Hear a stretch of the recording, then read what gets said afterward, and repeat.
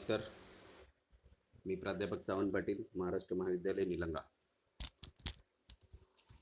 मागील क्लासमध्ये आपण भाग विक्री या पाठामधील भाग विक्रीच्या पद्धती या संदर्भात माहिती अभ्यासत होतो. त्यामध्ये आपण सार्वजनिक विक्री पद्धत पाहिली. त्याचबरोबर विद्यमान समहक्क भागधारकांना भाग विक्री पद्धती पाहिली. आज आपण विद्यमान कर्मचाऱ्यांना भाग वाटप पद्धती व त्याचबरोबर खाजगीरित्या भाग विक्री पद्धती या संदर्भात माहिती अभ्यासणार आहोत. चला तर मग सुरुवात करूयात आपण.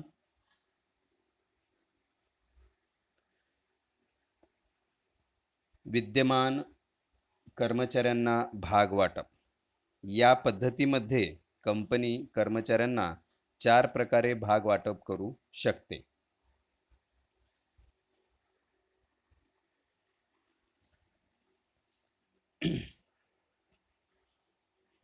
त्यामध्ये पहिली पद्धत कर्मचारी भाग विकल्प योजना, दुसरी पद्धत कर्मचारी भाग खरेदी योजना, तिसरी पद्धत भाग किंमत वृद्धी अधिकार योजना आणि शेवटची पद्धत स्वेट सामान्य भाग योजना.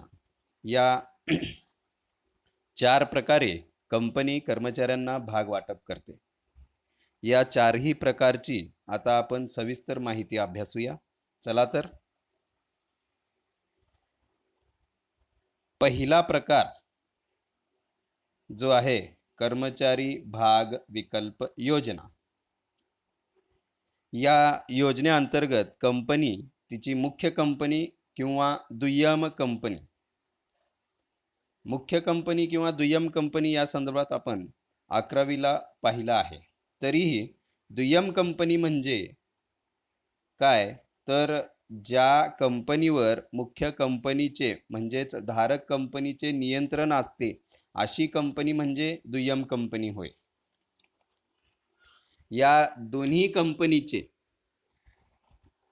काम करणारे कायम कर्मचारी, संचालक व अधिकारी यांना कंपनीने दिलेला हा विकल्प असतो. या विकल्पानुसार कंपनीचे समहक्क भाग भविष्य काळात आधी ठरलेल्या किमतीत, अगोदरच ठरलेली असते किंमत, आधी ठरलेल्या किमतीस विकत घेण्याचा अधिकार यांना या विकल्पाद्वारे देते. या योजनेमागचा हेतू म्हणजे कर्मचाऱ्यांना प्रोत्साहित करणे, मोटिवेट करणे आणि ज्यामध्ये ते काम करतात त्या कंपनीचे मालक असल्याची भावना त्यांच्या मनामध्ये निर्माण करते. कंपनी विषयीची आपुलकी कर्मचाऱ्यांच्या मनामध्ये वाढण्यास मदत होते. हा या विकल्पामागचा हेतू आहे. आता आपण कर्मचारी भाग विकल्प योजनेसंदर्भातील तरतुदी ची माहिती अभ्यासूया. या तरतुदी आहेत, कायद्यानुसार तयार करण्यात आलेल्या असतात. त्या आपण पाहूयात. पहिली जी तरतूद आहे कर्मचारी भाग विकल्प योजनेच्या संदर्भात ती म्हणजे कंपनी तिच्या कर्मचाऱ्यांना प्रत्यक्ष भाग वाटप करते अथवा कर्मचारी कल्याण संस्थेद्वारे भाग वाटप करते. या दोन पद्धतीने कंपनी भाग वाटप करते. एक तर प्रत्यक्ष भाग वाटप करते किंवा मग कर्मचारी कल्याण संस्थेद्वारे कंपनी तिच्या कर्मचाऱ्यांना भाग वाटप करते. दुसरी तरतूद आहे वाटप केलेल्या भागाचे मूल्य, वाटप केलेल्या भागाचे मूल्य हे बाजार मूल्यापेक्षा कमी असते, कारण किंमत ही पूर्वनिर्धारित केलेली असते त्यामुळे. तिसरी तरतूद कर्मचाऱ्यांसाठी प्रत्यायोजन कालावधी हा 1 वर्षाचा असतो. आता प्रत्यायोजन कालावधी म्हणजे काय, तर असा कालावधी ज्यामध्ये कर्मचारी भाग विकल्प दिल्यापासून, ज्या तारखेला भागाचा विकल्प दिला जातो त्या तारखेपासून दिल्यापासून खरेदीसाठी अर्ज करू शकतो, त्याला आपण प्रत्यायोजन कालावधी असे म्हणतो. चौथी तरतूद पाहू आपण. सामान्यतः कंपनी तिचा किमान धारण कालावधी निश्चित करते. या कालावधीमध्ये कर्मचारी त्यांचे भाग विक्री करू शकत नाहीत. एक टाइम पिरियड निश्चित करते, किमान धारण कालावधी. त्या कालावधीमध्ये कर्मचारी कंपनीचे भाग विक्री करू शकत नाही. हा कालावधी विकल्प दिल्यापासून, ज्या तारखेला विकल्प दिला जातो त्या तारखेपासून, विकल्प दिल्यापासून 1 वर्षाचा असतो. या कालावधीमध्ये कर्मचारी त्यांचे भाग विक्री करू शकत नाहीत. पाचवी तरतूद पाहू आपण. जोपर्यंत कर्मचारी भाग खरेदी करत नाहीत तोपर्यंत त्यांना लाभांश ही दिला जात नाही आणि मतदानाचा अधिकारही दिला जात नाही. मुळात काय, जोपर्यंत कर्मचारीच काय, सभासद सर्वसाधारण व्यक्ती काय, ज्यावेळेस कंपनीचा सभासद जोपर्यंत तो होत नाही तोपर्यंत त्यांना लाभांश मिळणं अशक्यच आहे. आणि त्याचबरोबर त्यांना कंपनीचे सर्व अधिकार आणि मतदानाचा अधिकार देखील मिळत नाही. मग कर्मचाऱ्यांच्या बाबतीत सुद्धा तसंच आहे. पुढे जाऊ.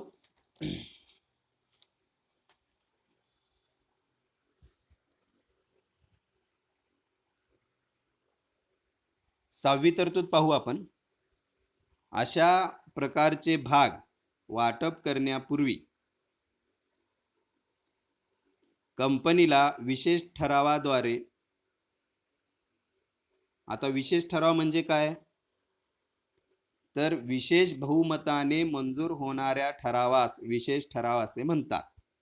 विशेष ठराव हा 3/4 किंवा 75% बहुमताने मंजूर केला जातो.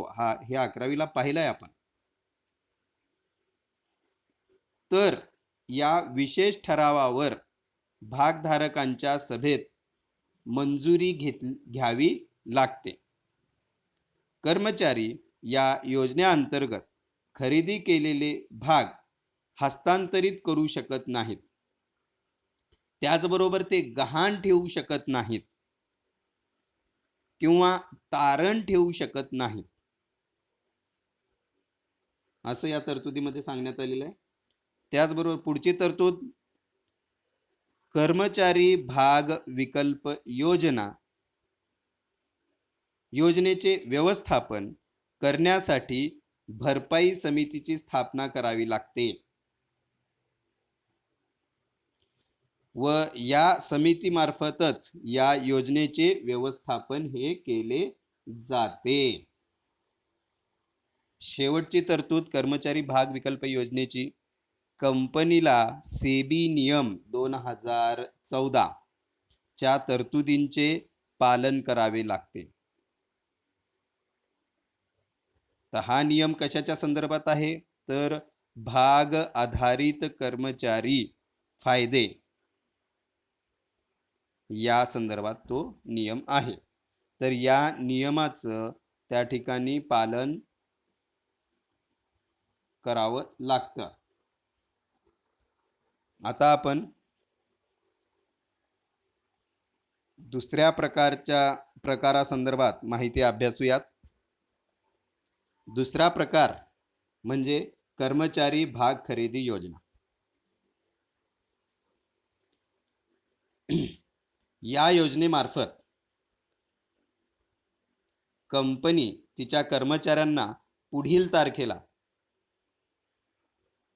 भाग खरेदी करू शकतील अशा सवलतीच्या दरात समहक्क भाग देते. कंपनी कर्मचाऱ्यांना भागांच्या देयकांसाठी त्यांच्या पगारातून काही रक्कम वजा करते.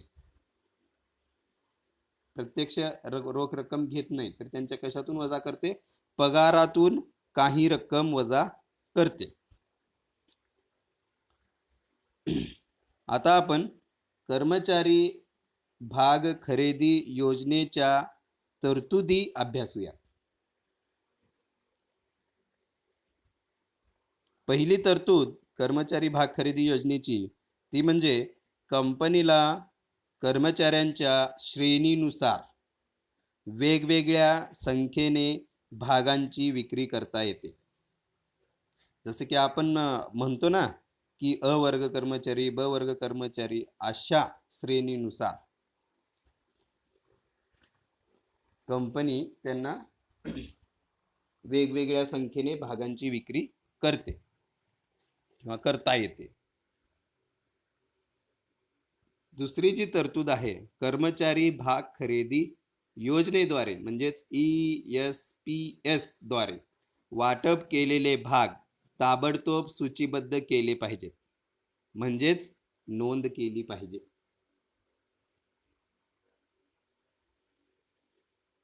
तिसरी तरतूद पाहू आपण यामधली.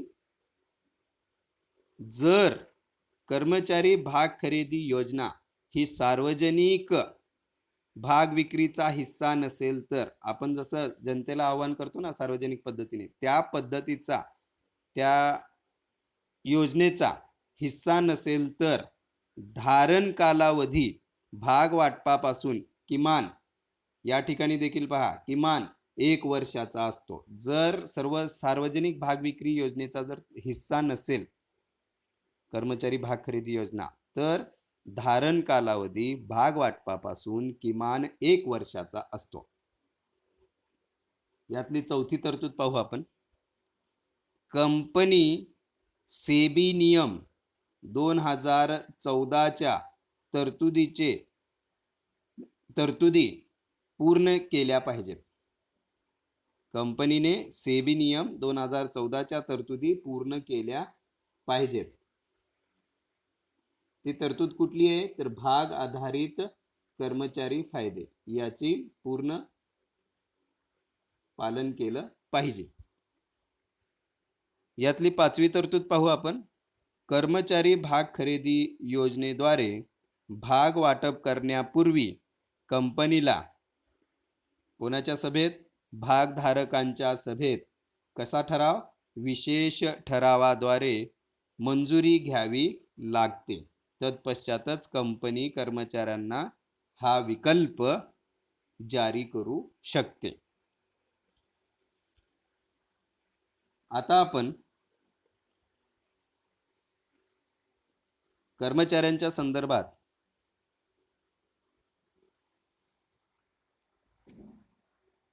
तिसऱ्या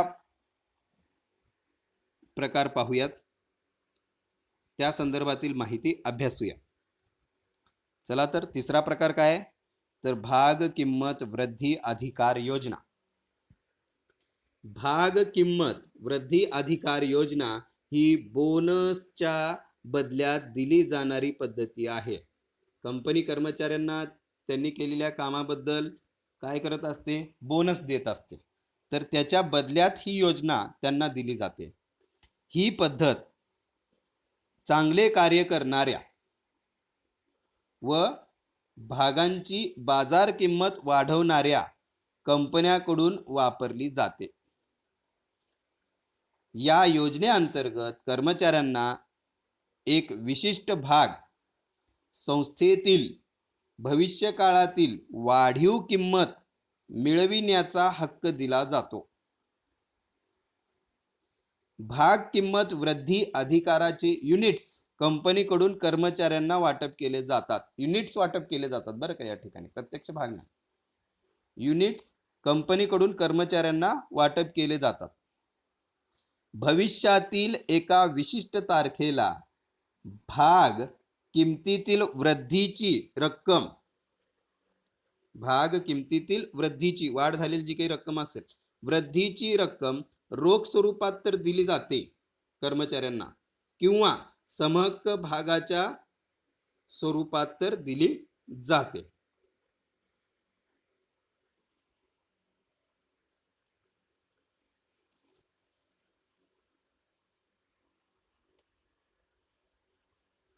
या योजनेनुसार कर्मचाऱ्याने भाग खरेदी करण्यासाठी पैसे द्यावे लागत नाहीत.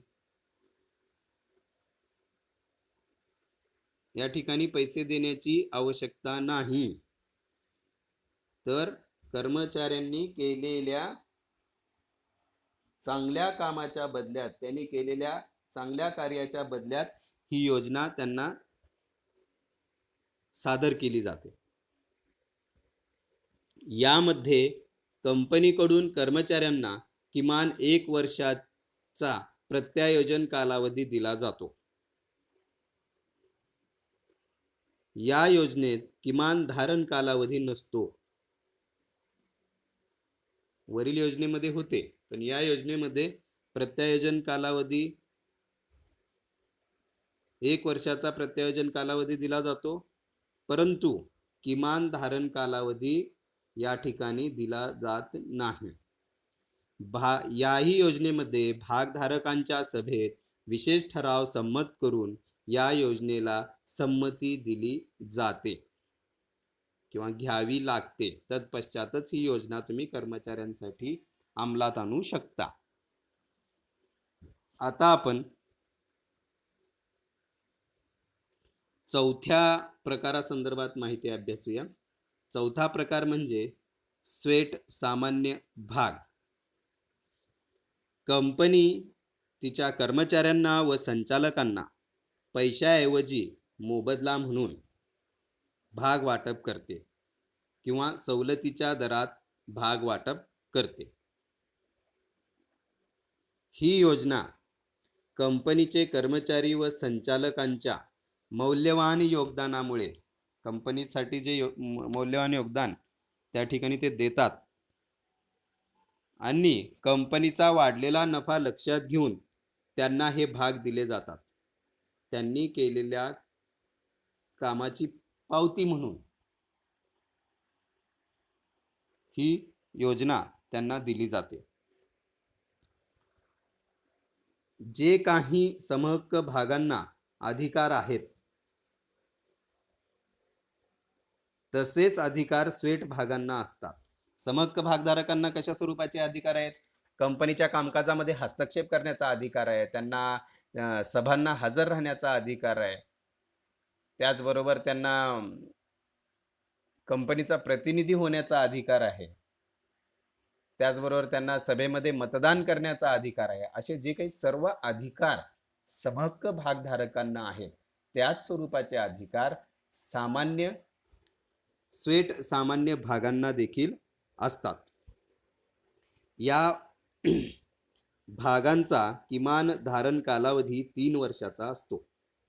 किती वर्षाचा? 3 वर्षाचा. वरती जे प्रकार होते त्यामध्ये 1 वर्षाचा कालावधी होता. यामध्ये 3 वर्षाचा कालावधी आहे.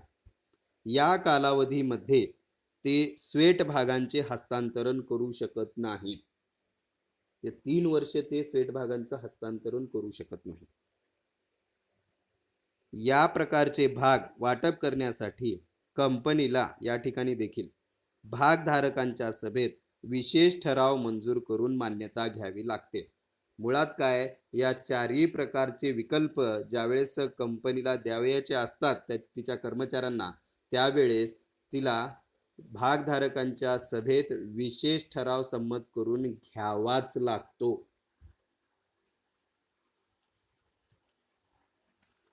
तर हे आहेत कर्मचारी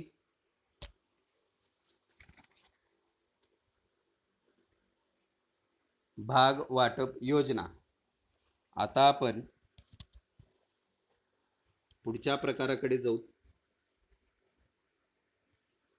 खाजगीरित्या भाग विक्री हा मुख्य प्रकार आहे. भाग विक्रीच्या पद्धतीमधला हा शेवटचा प्रकार आहे. या संदर्भात माहिती अभ्यासूयात आपण. जेव्हा कंपनी व्यक्तींच्या विशिष्ट समूहाला, बघा, जनतेला आव्हान करत नाही, तर व्यक्तींच्या विशिष्ट समूहाला, तो समूह मर्यादा कितीपर्यंत आहे? 200 पर्यंतची मर्यादा आहे त्या समूहाची. तर जेव्हा कंपनी व्यक्तीच्या विशिष्ट समूहाला प्रतिभूती घेण्यासाठी आवाहन करते त्याला खाजगीरित्या भाग वाटप असे म्हणतात. जनतेला केलंय का? नाही. काही व्यक्तींच्या विशिष्ट समूहाला ते आवाहन केलेलं आहे, म्हणून त्याला काय म्हणतो आपण? खाजगीरित्या भाग वाटप असे म्हणतो. म्हणजेच काय तर कंपनी सर्वसाधारण जनतेला वगळून ठराविक ओळख असणाऱ्या व्यक्तींना प्रतिभूती घेण्यासाठी आवाहन करते. याला आपण काय म्हणतो? खाजगीरित्या भाग विक्री किंवा भाग वाटप असे म्हणतो. कंपनीचे संचालक मंडळ काही व्यक्तींची निवड विशिष्ट समूहामध्ये समाविष्ट करण्यासाठी करते. जे काही ओळखीचे व्यक्ती आहेत, त्यांच्या परिचितीचे व्यक्ती आहेत, अशा व्यक्तींना विशिष्ट समूहामध्ये समाविष्ट करण्यात येतं.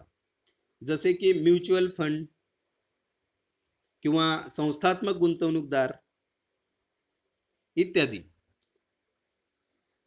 असू शकतात. कंपनीला खाजगीरित्या वाटपाच्या वेळी सोबत ऑफर लेटर जे अर्ज पाठवते. हे अंशतः दत्त किंवा पूर्ण दत्त असू शकतात आणि याची रक्कम धनादेशाद्वारे किंवा डीडी द्वारे दिली जाते. रोख रकमेच्या स्वरूपामध्ये ही रक्कम दिली जात नाही. हे भाग रोखीने खरेदी करता येत नाहीत व त्याचबरोबर खाजगी वाटपामध्ये अर्जदारास भाग त्याग करण्याचा हक्क नसतो. त्याला विचारूनच ते देण्यात येतं, म्हणून ते भाग त्याग करण्याचा हक्क या ठिकाणी नसतो. अशा प्रकारचे भाग वाटप करण्यासाठी कंपनीला भागधारकांच्या सभेत विशेष ठराव मंजूर करून घ्यावा लागतो. कंपनी खाजगीरित्या भाग वाटप दोन प्रकारे करू शकते. त्यातला पहिला प्रकार हक्क भाग आणि दुसरा प्रकार अग्रहक्क पद्धतीने वाटप. आता हक्क भागाच्या संदर्भात यापूर्वी आपण माहिती अभ्यासली आहे. हक्क भाग म्हणजे काय हे आपण यापूर्वी अभ्यासलेलं आहे. जेव्हा कंपनीस भांडवलाची आवश्यकता असते तेव्हा कंपनी तिच्या समहक्क भागधारकांना त्यांनी खरेदी केलेल्या भागांच्या प्रमाणात भाग विक्री करू शकते. यालाच आपण काय म्हणतो? हक्क भाग विक्री असे म्हणतो. यातला दुसरा जो प्रकार आहे तो म्हणजे अग्रहक्क पद्धतीने वाटप. जेव्हा विशिष्ट व्यक्तीच्या समूहाला, आता इथं देखील खाजगीरित्या असल्यामुळं व्यक्तीचा समूह आला, सर्वसाधारण जनतेला नाही. तर जेव्हा विशिष्ट व्यक्तीच्या समूहाला प्राधान्याने कंपनी विशिष्ट प्रतिभूतींचे वाटप करते, विशिष्ट प्रतिभूतींचे वाटप करते म्हणजेच समहक्क भाग किंवा प्रतिभूती ज्या भविष्यामध्ये समहक्क भागांमध्ये रूपांतरित करू शकतात, परिवर्तन करू शकतात, अशा वाटपाला अग्रहक्क पद्धतीने वाटप असे म्हणतात. सर्वसामान्यपणे कंपनी आपल्या प्रवर्तकांना, त्याचबरोबर विद्यमान भागधारकांना, कर्मचाऱ्यांना, साहसी भांडवल गुंतवणूकदारांना. आता साहसी भांडवलदार म्हणजे काय? तर अशी संस्था की जे भविष्यात अतिवृद्धीची क्षमता असणाऱ्या कंपन्यांना भांडवल पुरवतात. भविष्यात बरं का, की त्या चांगल्या प्रकारची प्रगती करतील असं ग्राह्य धरून ते त्या कंपन्यांना काय करत असतात? भांडवल पुरवत असतात. साहसी भांडवलदार संस्था सर्वसाधारणपणे कंपन्यांचे समहक्क भाग खरेदी करतात. त्याला आपण साहसी भांडवलदार असे म्हणू किंवा गुंतवणूकदार असे म्हणू. इत्यादींना कंपनी अग्रहक्क पद्धतीने प्रतिभूतींचे वाटप करते. पण अग्रहक्क पद्धतीने प्रतिभूती वाटपासाठी कंपनीला भागधारकांच्या सभेत विशेष ठराव मंजूर करून घेतला पाहिजे. या पद्धतीचा फायदा काय? तर अग्रहक्क पद्धतीने प्रतिभूती वाटपाने वेळेची बचत होते. त्याचबरोबर कागदपत्रांचे प्रमाण कमी लागते, परिवर्तित होत असतात. म्हणून त्याचबरोबर कागदपत्राचे प्रमाणही कमी होते. तर हे आहेत खाजगीरित्या भाग वाटपाचे दोन प्रकार. तर अशा पद्धतीने आपण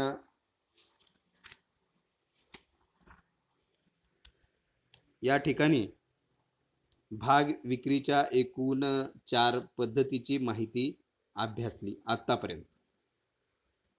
तर या ठिकाणी आपण थांबूयात. थँक्यू. धन्यवाद.